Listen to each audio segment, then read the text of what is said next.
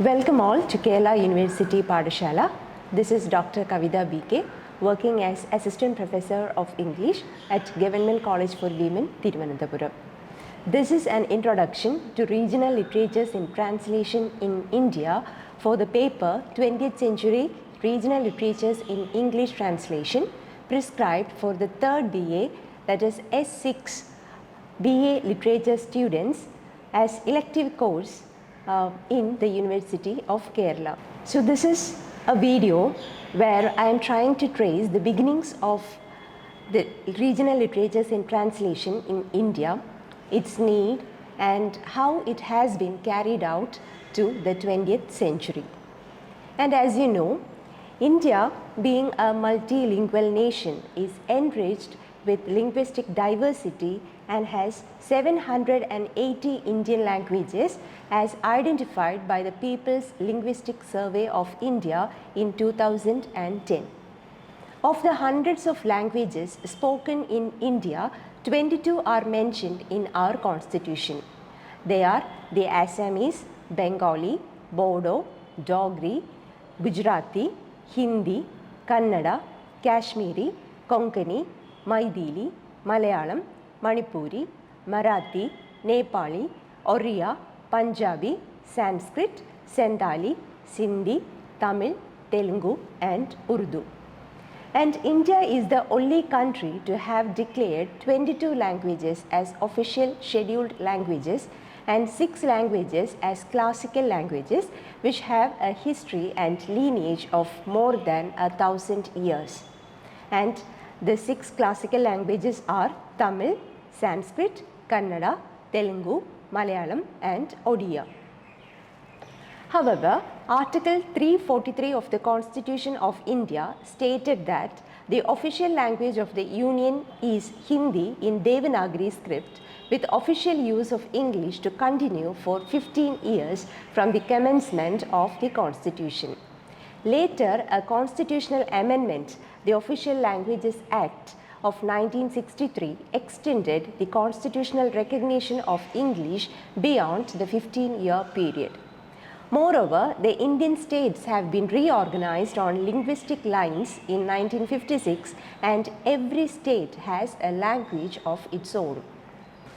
And Indian literature, it is also diverse and rich with multicultural and multilingual regional identities. Regional literatures help to build up national integrity, national consciousness and also foster a national culture. Here, translation becomes important as it is a form of promoting national understanding of the different regional selves in the country. And through literatures in translation, the development of a shared social vision is also possible. And about the oral translations, India has a strong and vibrant oral culture. Music and literature were in the form of songs and poems which moved from one language or region to another informally and easily. And they were modified and enlarged according to the narrator's wish. That is why there are so many versions of the Bhagavata stories and retellings of the Ramayana and the Mahabharata.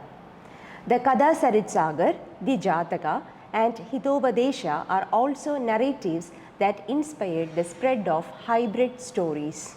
About the beginnings of written translation. The Turks who established the Delhi Sultanate in the early 13th century introduced Arabic and Persian in India, and Persian became the court language during the Mughal period.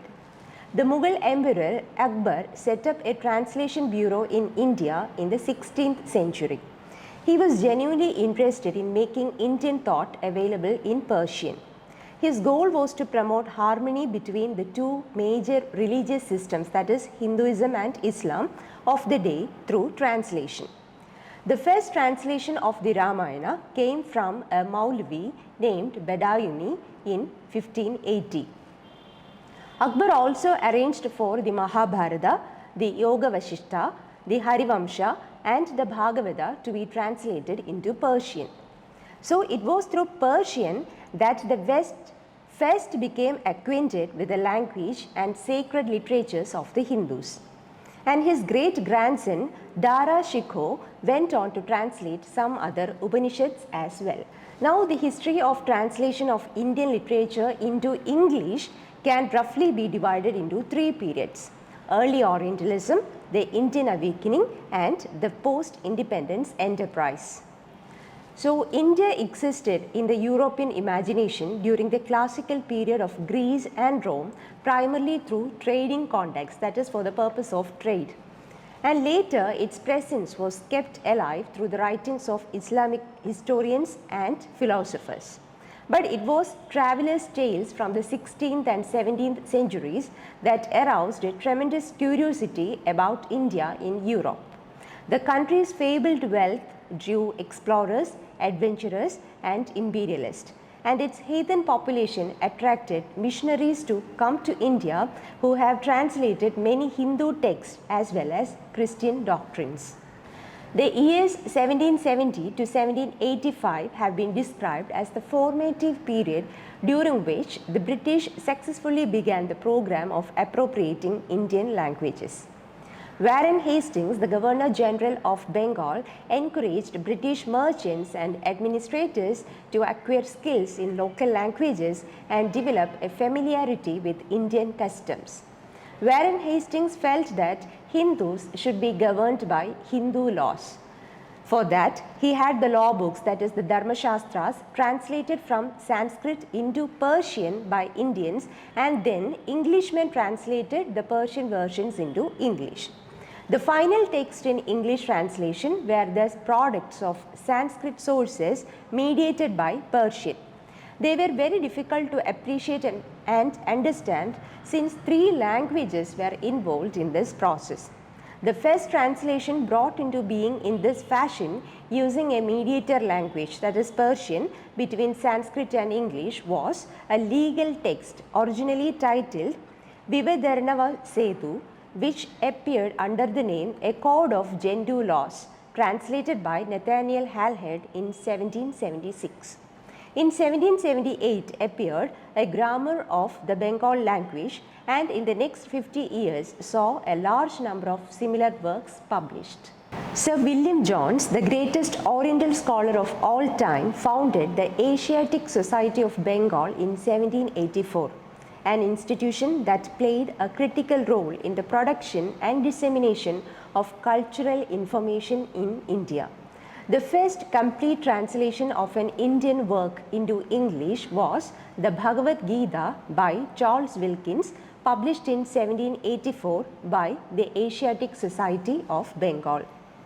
William Jones translated Kalidasa's Abhijnana Shakuntalam from Sanskrit to English, and Shakuntala, published in 1789, was the first piece of Indian literature to receive a wide and appreciative European audience.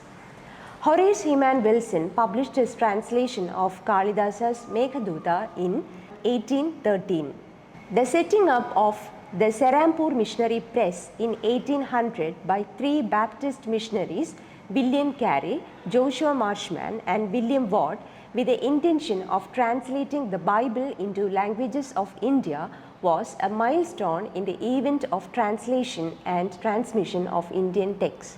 The press became the largest establishment in Asia, bringing out dictionaries, grammars, textbooks, literary journals, and newspapers in addition to translations of the Bible.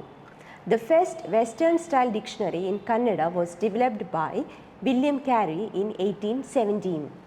These developments led to the growth of print media and book production. More and more people became literate. This generated a middle-class readership that wanted to read something other than stories and poems about gods and goddesses. They wanted to read about people like themselves. So, forms and models found in English literature were quickly adapted by Indian writers during the 19th century. In this manner, English, a language that had no geographical base in India, became one of the mediums of our intellectual exchanges and the means of communication with the outside world. Thus, the British administrators translated Indian books into English and side by side brought English language education in India. Slowly, English grew more important than the other languages. Another historical event in 1800 was the establishment of college at Fort William, Calcutta for British civil servants by Lord Wellesley. Once the college was set up, Indian texts came to be translated in English in huge numbers. The establishment of Oriental studies at the college was replicated in the next 2 centuries. Prestigious universities in England, Europe, and the United States set up departments that studied the text and languages of the East. Mohan Prasad Thakur, assistant librarian of the college, compiled an English-Bengali vocabulary in 1810. By the 1830s, a number of religious as well as literary texts had been translated into English, among which were Raja Ram Mohan Roy's translations of the Kena, Isa, Kada, and Mundaga Upanishads. Ralph T.H. Griffiths and Ramesh Chandra Dutt's translation of the Ramayana, Manmada Nath Dutt's Mahabharata, and Mohini Chatterjee's Bhagavad Gita were notable translations of the 19th century. Michael Madhusudanan Dutt, one of the most intriguing figures of the Bengal Renaissance, translated his own plays from Bengali into English as early as the mid-19th century. Dutt also translated Ramanarayan Tarkaratna's Ratnavali and Dinabandhu Mitra's Nili Darpan.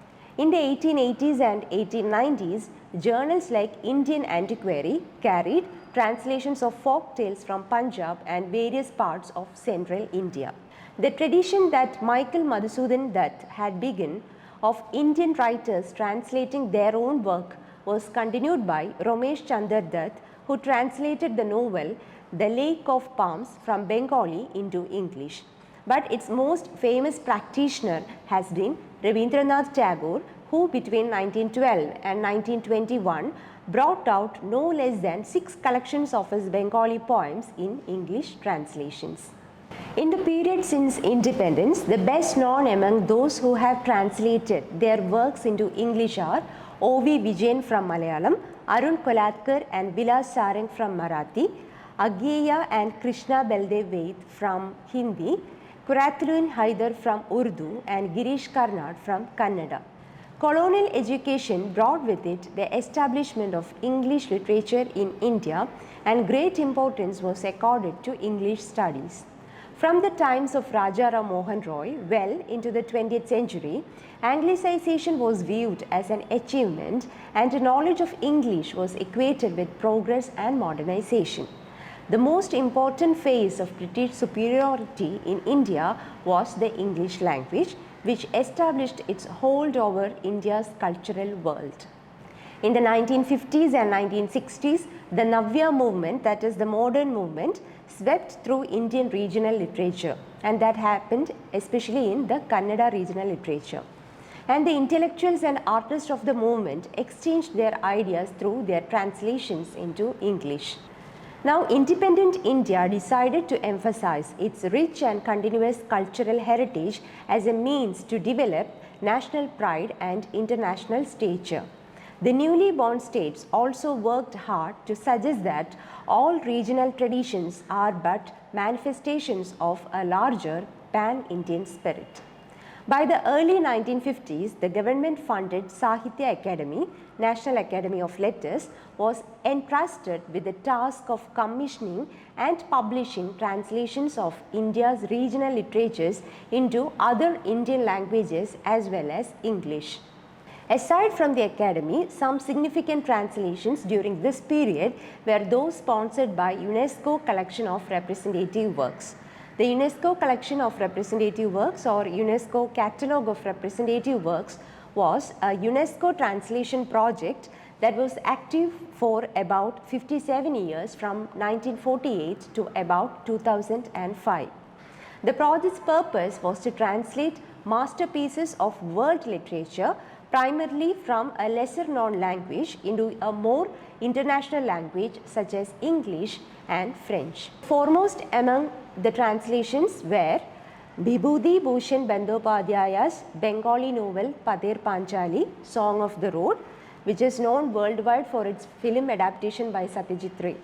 and Manik Bandyopadhyay's Bengali novel The Puppet's Tale, then Sridhar Pense's Marathi novel Wild Bapu of Garambi, Tagari Shivashankara Pillai's Malayalam novel Chemmin, Premchand's Hindi novel Godan, The Gift of a Cow, and Aziz Ahmed's Urdu novel The Shore and the Wave. Also in the 1950s, the US private funding agencies like the Ford Foundation and Fulbright started giving grants to Indians to pursue higher studies in the US. A.K. Ramanujan was among such great scholars who went there to research Indian languages. A distinguished poet and a great translator, he has presented a body of work in translation from Tamil and Kannada to an English reading audience. His translations include The Interior Landscape, Speaking of Shiva, Hymns for the Drowning, and Poems of Love and War. His interest in folk literature culminated in folk tales from India. Since the 1970s, translation activity has become professionalized with many publishers in India. Apart from novels, translated anthologies of short stories and poetry started appearing in market. The 1970s and 1980s saw the birth of many literary journals like Govt, Setu, and Bombay Literary Review, which encouraged translations. Rajinder Paul's Enact published translation of plays. The Sahitya Academy's Indian Literature has been publishing translations for decades and has also instituted translation awards in the languages recognized by it. Kada, an organization, has brought out an anthology of prize-winning stories in translation as a series since 1991. The mid-1980s boom in English language publishing has resulted in many more translations than ever before. New publishers like Penguin India, Permanent Black, Ravi Dayal, Manas, Stree, Seagull, and Kali for Women, and older ones like Macmillan and Orient Longman have made special imprints in translated works. Heavily packaged translations of Indian writings like Gayatri Chakravarti Spivak's translations of Mahashweta Devi have appeared from United States as well. The National Book Trust also has a strong translation program. The Central Institute of Indian Languages conducts research in Indian languages and dialects and prepares documentaries on the multilingual aspects of India and Indian writers. In 2008, under the Ministry of Human Resource Development, the National Translation Mission was set up with its aim of networking and promoting a knowledge society. Translations in English sometimes acts as an instrument of empowerment for the marginalized sections of society like Dalits, tribals, women, etc., giving them greater visibility and creating solidarities across the multilingual and multicultural Indian society. R.R. Borade's Marathi novel Fall, translated by Sudhagar Marathe in 1998, Bama's Tamil novel Karukku, translated by Lakshmi Homestorm in 2000, Darshana Trivedi and Rupali Burke's translated and edited collection Tongues of Fire, Dalit Stories in English, published in 2000, created considerable awareness about the lives of people who have been living on the margins of society for centuries. So far, we have discussed about the milestones in translations of regional literatures into English. And now, in our paper titled 20th Century Regional Literatures in English Translation, we have to deal with 5 poems. Amrita Preetham's Punjabi poem Oedipus, K. Na Subramaniam's Tamil poem Experience, Namakanta Barua's Assamese poem Tate Tate, Sithakant Mahapatra's Oriya poem Death of Krishna, K. Ayyappa Panikar's Malayalam poem Bhagavati Kunyamma's Bharatanatyam, and 3 short stories, Ismat Chaguthai's The Quilt, Fakir Mohan Senapati's Rebadi, and Amin Kamil's Cockfight, and 2 fiction, Perumal Murugan's Poonachi or The Story of a Black God, and U.R. Anandamurthy's Samskara, A Ride for a Dead Man, and also 2 dramas, one by Vijay Tendulkar, His Fifth Woman, and Sally Shalekar's The Dread Departure, which are translated into English from our regional languages. These we will be dealing in our coming sessions. And for the reference, I have given the list of books which I have consulted. Hope you all got an idea of the history of regional literatures in English translation in India, and I hope to meet you all in the next video. So thank you for watching.